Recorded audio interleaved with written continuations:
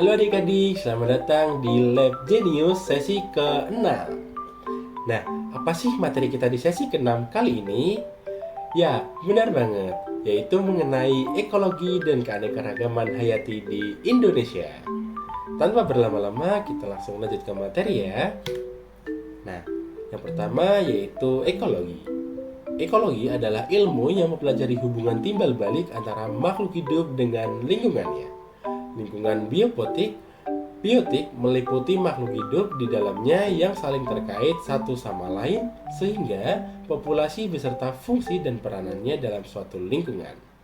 Ekosistem adalah hubungan antara makhluk hidup dan lingkungan fisik tempat mereka hidup. Yang selanjutnya yaitu tempat tinggal makhluk hidup. Transfer energi dan materi melalui serangkaian organisme yang saling bergantung satu sama lain.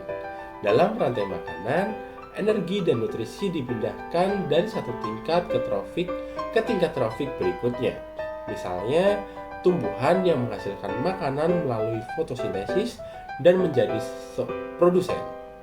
Herbivora memakan tumbuhan menjadi konsumen primer, kemudian karnivora memakan herbivora menjadi konsumen sekunder, dan seterusnya. Nah, bagaimanakah pengaruh lingkungan terhadap suatu organisme? Lingkungan memainkan peran yang sangat signifikan dalam membentuk dan mempengaruhi kehidupan suatu organisme.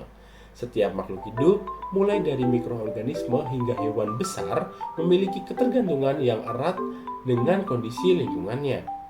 Adalah penting untuk memahami berbagai faktor lingkungan yang dapat mempengaruhi perilaku, struktur tubuh, dan keberlanjutan suatu organisme. Bagaimanakah interaksi antara komponen penyusun suatu ekosistem?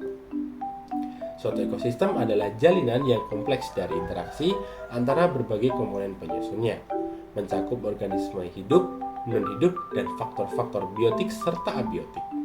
Interaksi ini membentuk dasar dari keberlanjutan dan kestabilan ekosistem, menciptakan suatu keseimbangan yang rapuh namun kritis untuk kelangsungan hidup semua makhluk yang terlibat.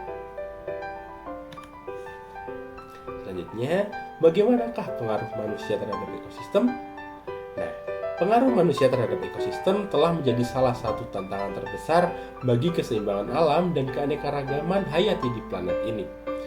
Seiring dengan perkembangan teknologi dan populasi manusia yang terus meningkat, dampak aktivitas manusia semakin terasa nyata dan mendalam, menciptakan perubahan signifikan dalam berbagai ekosistem di seluruh dunia. Salah satu dampak yang paling mencolok adalah deforestasi atau penggundulan hutan secara masif untuk memenuhi kebutuhan kayu, lahan pertanian, dan perluasan perkotaan. Nah, mengapa harus dilakukan konservasi keanekaragaman hayati?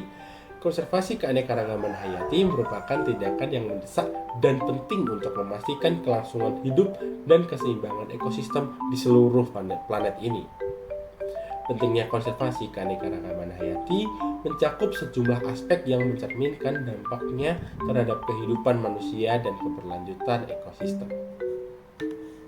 Nah, itu tadi materi yang dapat kakak sampaikan mengenai ekosistem. Untuk selanjutnya, kalian bisa langsung lanjut ke latihan soal dan juga tes formatif yang sudah ada berada di Lab Genius sesi ke-6. Sekian dari kakak, sampai jumpa di sesi selanjutnya. Dadah!